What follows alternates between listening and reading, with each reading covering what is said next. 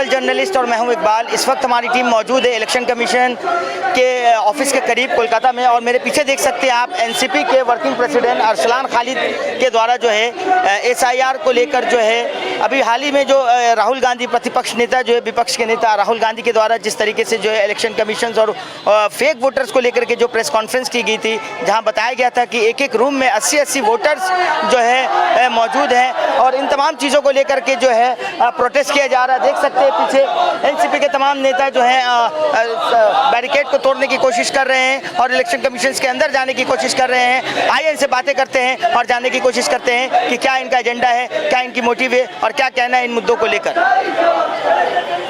जो अडानी अंबानी फ्रेंड है बस उसी की आवाज़ सुनी और किसी की आवाज़ नहीं सुनी। आपने अभी देखा होगा कि विपक्ष के जितने भी नेता इंडिया अलायंस के जितने भी हैं वहाँ पे पार्लियामेंट में उन्होंने उनको डिटेन कर लिया गया। क्यों? क्योंकि वो तो जनता की आवाज़ उठा रहे थे। उनको डिटेन क्यों किया गया?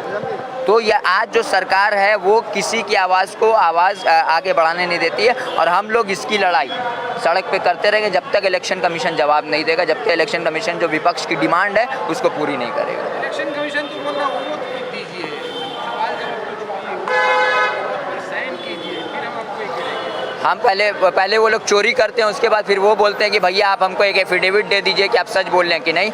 अगर जो भी नेता प्रतिपक्ष ने जब वो बात उठाई ना, अगर इलेक्शन कमीशन के चोर के दाढ़ी में तिनका होता है ना, अगर उनके डर नहीं रहता तो वो फ़ौरन उसी वक्त प्रेस कॉन्फ्रेंस करते और उनके जितने भी एलिगेशन है सबको खारिज करते। लेकिन उन्होंने नहीं किया, तो इसका मतलब कि कहीं ना कहीं दाल में कुछ काला है। मैं ये बोलूँगा पूरी दाल ही काली है। इलेक्शन कमीशन को इसका जवाब देना पड़ेगा। क्या राहुल गांधी के सवाल उठाने के बाद आप लोग सवाल उठा रहे हैं? देखिए, राहुल गांधी जी ने जो भी प्रेजेंटेशन जो दिखलाया है वो बहुत ही ब्रीफली प्रेजेंटेशन था। उसको जब पूरी इंडिया अलायंस की पार्टी ने देखा, सभी एमपीज़ ने देखा, तो उसका पूरा तरीके से समर्थन दिया। हमारी पार्टी के सुप्रिया सुले ने भी ये कहा कि आप इस मुद्दे को बूथ तक ग्राउंड तक लेके जाएं। तो हम लोग कोशिश कर रहे हैं, और आज जो चीज़ें आउट हुई हैं, अभी वो एक विधानसभा का था। आप सोचिए पूरे हिंदुस्तान में 2024 का जो चुनाव हुआ, उसके बाद महाराष्ट्र, हरियाणा, अभी बिहार का चुनाव होने वाला है, उसके बाद पश्चिम बंगाल का चुनाव है। तो जब वो वहाँ चोरी कर सकते हैं तब तो यहाँ भी चोरी हो सकता है। तो ये लोगों का जो अधिकार है, जो लोकतांत्रिक अधिकार है, उसके ये हत्या कर रहे हैं, जो हम लोग नहीं होने देंगे। एक रूम से 80-80 वोटर्स के जो है दिखाए जा रहे हैं, ये क्या, ये तो लगता है कि कहीं ना कहीं डेमोक्रेसी, ये तो इसका जवाब इलेक्शन कमीशन, वही बात है ना, ये इनको जवाब देना पड़ेगा। ये जो यहाँ बैठे एसी में, इनको जवाब देना पड़ेगा कि एक 1 BHK के रूम में 80 लोग कहाँ से रह सकते हैं। भैया हम लोग को भी बता दीजिए कहाँ से रह सकते हैं, ये इनको जवाब देना पड़ेगा। ऐसी जवाब के लिए आज हम लोग यहाँ आए हैं।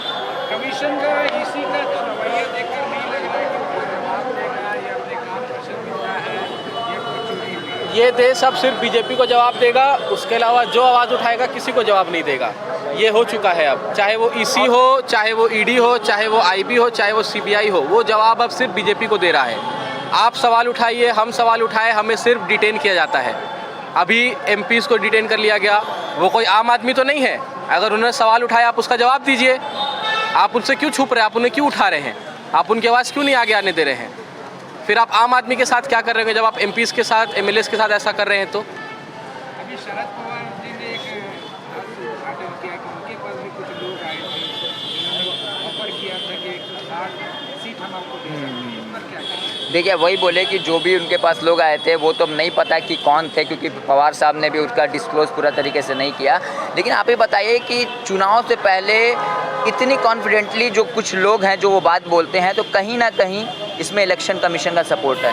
मैं बोलना चाहूँगा कुछ लोग कुछ ऐसे रिपोर्ट्स आते हैं कि किसी स्टेट में आप देखिए कि बीजेपी ने बोल दिया कि वो अगर 10 सीट जीतेगी तो 10 सीट जीतती है, तो जीत पहले से तय होती है। अगर आपको यही करना है तो चुनाव मत करवाइए। अपोजिशन का कहना है कि जिन राज्यों में आप लोगों की जीत हो रही है उन राज्यों में फिर क्यों आप लोग वोट ले रहे हैं, उन्हें भी खारिज करवा दिया जाए। आज जो पहले असेंबली का जो हम लोगों ने निकाला, मतलब जो विपक्ष की पार्टियों ने जो पहले असेंबली के बारे में निकाला, वो कहाँ का था? कर्नाटका का। कर्नाटका में किसकी गवर्नमेंट है? विपक्ष की सरकार है ना।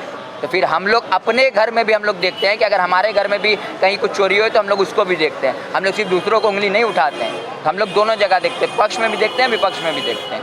ये सवाल जो उठ रहा है इसके जवाब कब तक मिल पाने की उम्मीद है? ये लड़ाई लंबी लड़ाई है और ये इलेक्शन कमीशन से पूछना पड़ेगा, और हम लोग ये जवाब लेके रहेंगे। विपक्ष इस लड़ाई के लिए कितना तैयार है? विपक्ष एकदम तैयार है। आप देखिए दिल्ली में सभी एमपीज़ ने प्रोटेस्ट किया, हम लोग यहाँ पूरे देश में देशव्यापी ये प्रोटेस्ट हो रहा है और ये प्रोटेस्ट चलता रहेगा जब तक इलेक्शन कमीशन जवाब नहीं दे।